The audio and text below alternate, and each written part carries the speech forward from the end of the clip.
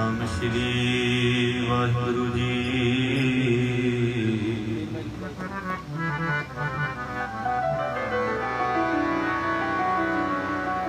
ਵਾਹਿਗੁਰੂ ਸਾਹਿਬ JIO.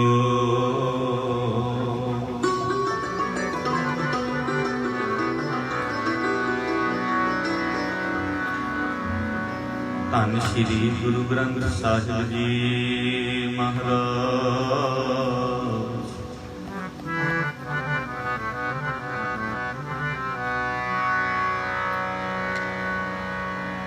ਜਿਹਾ ਜੀਰੀ ਲਿਖਿਆ ਤਿਹਾ ਹੁਕਮ ਕਮਾਏ, ਤੇ ਉੱਠੀ ਜਾ।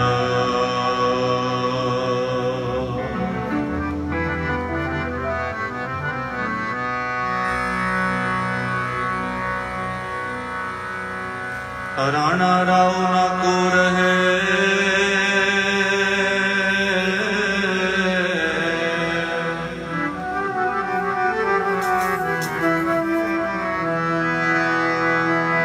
ਰੰਗ ਨਾ ਤੁੰਗ ਫਕੀਰ।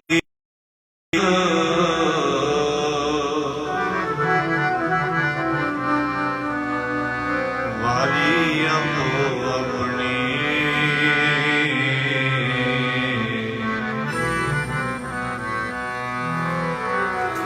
ਕੋਈ ਨਾ ਬੰਦੇ ਤੀਰ।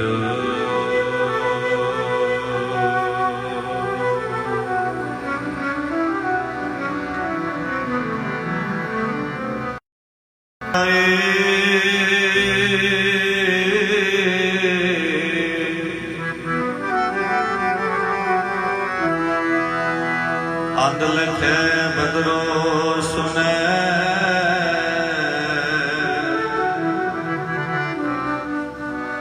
ਜਿਉ ਕਾਲ ਕਿਰਪਾ ਕਰਾ।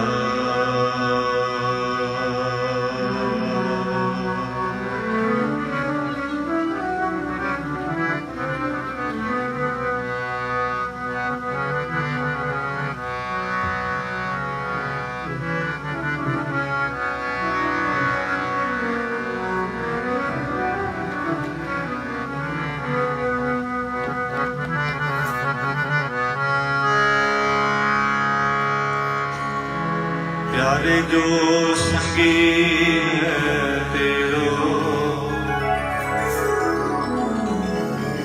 हर जस गाए।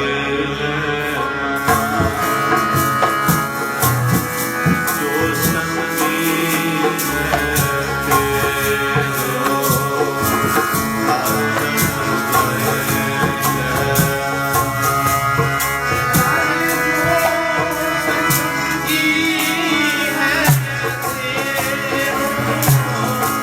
हर जस गाए।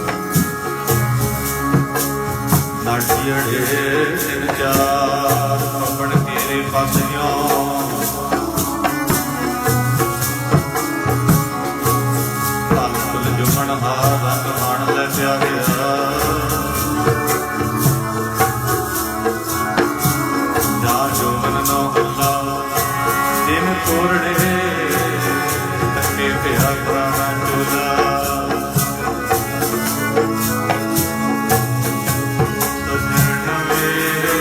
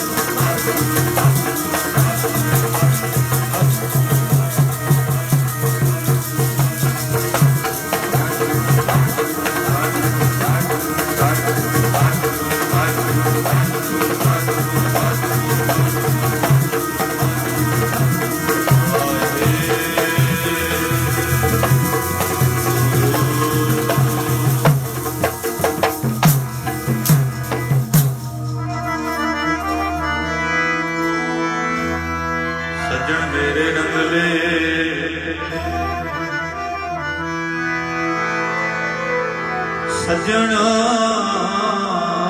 ਮੇਰੇ ਰੰਗਲੇ ਜਾਏ ਸੁਤੇ ਦੀ ਰਾਣ ਹੰਪੀ ਮੰਜਾ ਡੁਮਣੀ ਰੋਬਾ ਝਿਣੀ ਵਾਣ ਕੀ ਨਾ ਸੁਣੀਏ ਗੋਰੀ ਆਪਣੇ ਕੰਨੀ ਸੋਏ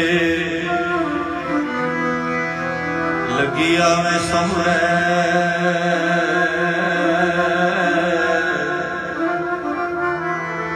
ਨਿਤਨਾ ਪਈਆ ਹੋਏ ਧਨ ਜੋਗਨ ਬੁਲਾਉਂਦੀਆਂ ਬਾੜੀਆਂ ਖਿੜੀਆਂ ਨਾ ਸਦਾ ਰਹਿਣਗੀਆਂ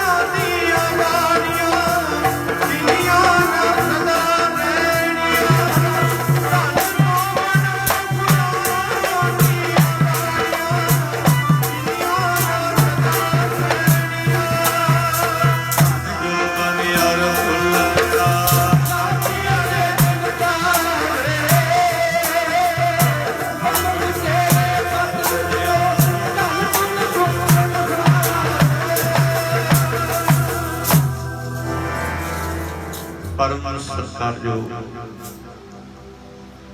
सतगुरु जी की साजी और निवाजी हुई गुरु रूप गुरु खालसा सत संगत जीओ। आओ जी, जितने भी माई भाई दूर नेड़े तो चल करके धन धन साहिब श्री गुरु ग्रंथ साहिब महाराज जी की पावन पवित्र हजूरी अंदर बह करके दास तो पहला गुरु घर दे वजीर साहबान पासों आप जी ने हर दिन रैन कीर्तन गाइए, फिर बहुना जुनी पाइए महावाक अनुसार अरबी गुरबाणी के कीर्तन श्रवण किए ने। कोट ब्रह्मांड को ठाकुर स्वामी सर्व जियां का दाता रे, प्रतिपाले निसार समाले गुनी मूर्ख जाता रे। मैं मूर्ख की केतक बात है, कोट पराधी तरिया रे। गुरु नानक जिन सुनिया वेख्या से फिर गर्भास ना भरिया रे। सो सच्चे पातशाह साहिब श्री गुरु ग्रंथ साहिब महाराज सतगुरु जी दे अमृतमय प्रवचनां जिन्हां जिन्हां ने सुनिया, जिन्हां जिन्हां ने मनिया, मनना औखा है, सुनना औखा है। ये प्रवचन साडे जीवन की प्रथाएं ने। महाराज जी ने अनेकां ही शब्दां विच केवल ते केवल मनुखा जन्म की बात, मनुखा जन्म की गल कीती है। पढ़िए महाराज की बाणी ते सतगुरु महाराज दसदे ने, प्राणी तू आया लाहा लैन, लगा कि तू फकड़े सा मुकदी चली रैन। हे भाई, प्राणी क्यों कहा जाता है? क्योंकि ये अंदर प्राण वसदे ने। आखो जी सतनाम श्री वाहिगुरु। जितना चिर प्राण ने उतना चिर प्राणी है, जितना चिर प्राण नहीं उतना चिर एक मिट्टी है। जदों प्राण निकल जाते ने फिर की कह देंगे आ, मुर्दा है, मुया होया है। कला शरीर नजर आता है, प्राण नजर नहीं आते। श्वास चलते, साह चलते नजर नहीं आते। इस करके महाराज सानू तां ये उपदेश देते ने भी हजे तेरे अंदर प्राण चल रहे ने। एक वो है जिहड़ा संसार तो चलिया गया, जिहदे प्राण जिहदे साह खत्म हो गए ने, जिहड़ा मुर्दा हो गया। हुण जे मुर्दे शरीर कोले बह के कोई गल्लां करी जावे तो मुर्दा सुणदा थोड़ा है। मुर्दे ने अगों जवाब थोड़ा देना।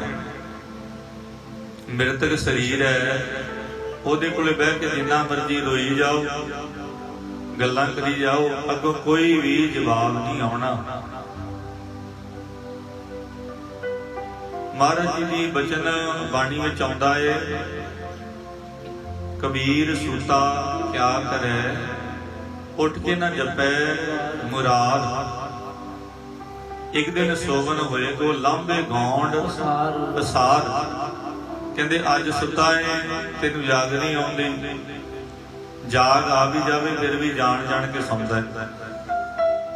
ਹੋਰ ਥੋੜਾ ਸੌ ਲਵਾਂ, ਹੋਰ ਥੋੜਾ ਸੌ ਲਵਾਂ, ਸੌਂ ਸੌਂ ਕੇ ਪਤਾ ਨਹੀਂ ਕਿੰਨੀਆਂ ਰਾਤਾਂ ਲੰਘੀਆਂ। ਰਾਤਾਂ ਕੀ ਉਮਰ ਹੀ ਲੰਘ ਗਈ, ਆਰਜਾ ਬਤੀਤ ਹੋ ਗਈ। ਵੈਸੇ ਮਹਾਰਾਜ ਕਹਿੰਦੇ ਉਮਰਾਂ ਰੂਪੀ ਰਾਤ ਕੱਟਣ ਵਾਸਤੇ ਤੂੰ ਸੰਸਾਰ ਵਿੱਚ ਆਇਆ ਹੈ। ਤੇਰਾ ਜੀਵਨ ਇੱਕ ਸੁਪਨੇ ਦੀ ਨਿਆਈ ਹੈ। ਇਹ ਸੰਸਾਰ ਮੁਸਾਫਰਖਾਨਾ ਹੈ, ਇਹਦੇ ਵਿੱਚ ਰਹਿਣਾ ਕਿਸੇ ਨੇ ਨਹੀਂ ਹੈ। ਬਾਬਾ ਫਰੀਦ ਸਾਹਿਬ ਕਹਿੰਦੇ ਇੰਨੀ ਲੋਈ ਨਹੀਂ ਵੇਖਦੇ ਆ, ਕੀਤੀ ਚੱਲ ਗਈ। ਲੋਕਾਂ ਆਪੋ ਆਪਣੀ, ਮੈਂ ਆਪਣੀ। ਲੋਇਣ ਕਹਿੰਦੇ ਨੇ ਅੱਖਾਂ ਨੂੰ, ਕਹਿੰਦੇ ਇਹਨਾਂ ਨੇਤਰਾਂ ਦੇ ਨਾਲ ਵੇਖਦਿਆਂ ਵੇਖਦਿਆਂ ਪਤਾ ਨਹੀਂ ਕਿੰਨੀ ਕੁ ਦੁਨੀਆ ਚਲੀ ਗਈ। पर जाना एक दिन मैं भी है, रहना मैं भी नहीं। मैं भी इस संसार को अलविदा कह के चलिया जाना है, क्योंकि इत्थे रहा ही कोई नहीं। कितने पीर पैगंबर औलिए महापुरुष सतगुर पुरख और तत बेटे आए संसार दे अंदर, कोई रहा है मारे कहते जाना पिया। राम गयो रावण गयो जातो परिवार। इत्थे वड्डे वड्डे आए, गहरी करके नींव खुदाई। बाबा नामदेव जी का शब्द है, गहरी करके नींव खुदाई, ऊपर मंडप छाए, मार कंडे ते गोद गाई। जिन तृण धर ऊंड बुलाए, हमरो करता राम स्नेही। काहे रे नारद अगर करत हो, बिन सजाए झूठी देही नूं झूठा बयान कीता। महाराज इत्थों तक कहंदे ने, गुरु जी कहंदे तेरा नाम भी झूठा है। आखो जी सतनाम। तू अपना नाम जिवें फलाणे दा नाम सारियां दे नाम रखे हुंदे ने माता पिता ने। अच्छा जी, जदों संसार ते नहीं सी आया, मन लो आ भी गया कि इहदा नाम कोई है सी जिहड़ा इहदे मत्थे ते लिखिया सी भी आह नाम इहदा है, इहदे नाम नाल इहनूं बुलाओ। नाम किने दिता? संसार ने। नाम किने कीता? कई महाराज जी हजूरी विच आके अरदास करके बच्चे दा नामकरण रखदे ने। जो अखर आ गया नाम किने बख्शिया? गुरु ने। हमारे कहंदे इहदा ते नाम भी अपना नहीं, नाम ही इहनूं बख्शिया होया है। शरीर भी किसी ने दात इनू बख्शी हुई है, क्योंकि दाता वो है ना। दद्दा दाता है कि सब को देवण, दाता होर है। दात प्यारी विसरिया दतारा। शरीर नाल साडा प्यार है, दाता देण वाले नाल प्यार नहीं। जे सानू सुंदर शरीर परमेश्वर ने बख्शिया है, होर दाता संसार दीआं दित्तियां ने, पर सानू दाता देण वाला भुलिया होया है। परमात्मा कहंदे ये शरीर भी इहदा नहीं है, बिन सजाएगी झूठी देही है। जेड़ी देही है एक दिन मिंस नहार हो जानी, खत्म हो जानी है। वड्डे वड्डे आए राजे महाराजे, भूमियां उपर बहन वाले, जमीनां जायदादां दे माल, फौजां प्रजा उपर हुक्म चलाउण वाले, राज करन वाले। परमारे कहते मेरी मेरी कैरों करते दर जोजन से 12 जोजन छतर चले। 12 को तक फौजां दे छतर झूलने। 12 जोजन छतर चले ता देही गिरजन। सरसमी की लंका होती रावण से, कहाँ भई दर बांधे हाथी, इनमें भई पराई। दुर्वासा से करत ठगौरी, यादवे फल पाए। कृपा करी जाने अपने ऊपर नाम दियो, हर गुण गाए। बाणी ने फैसला दिता है।